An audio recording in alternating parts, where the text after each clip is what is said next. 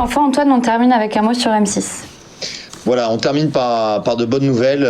C'est vrai que M6 a publié ses résultats hier et ça a été fortement apprécié par les investisseurs puisque le titre a progressé de 13% et il progresse de 23% depuis le début du mois de février.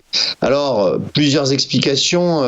Tout d'abord, les résultats de M6, propriétaire du groupe RTL, a annoncé et publié des chiffres moins mauvais qu'attendus, avec un chiffre d'affaires qui a baissé de 12%, mais on attendait plutôt une baisse de 20%.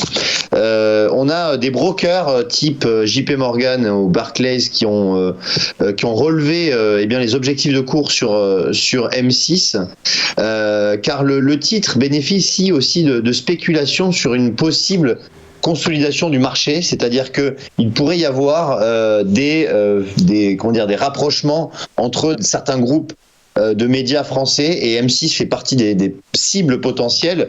D'ailleurs, c'est son PDG, Nicolas de Taverneau, qui plaide pour une concentration du secteur. Voilà, donc on a des appels du pied du PDG pour une reprise de M6. Par conséquent, alors lorsqu'on regarde le titre, on voit qu'on a une forte poussée du titre, parce que il y a encore quelques mois, c'était au mois de novembre, le titre valait 8,60 € et on est aujourd'hui à 18 €. Donc un titre qui a doublé, plus que doublé même, en l'espace de quelques mois. On a dépassé cette zone de résistance là qu'on avait identifiée aux alentours de 17 €. Ceci étant, lorsqu'on regarde le RSI, c'est un indicateur de surachat ou de survente, on voit que le RSI est à 88.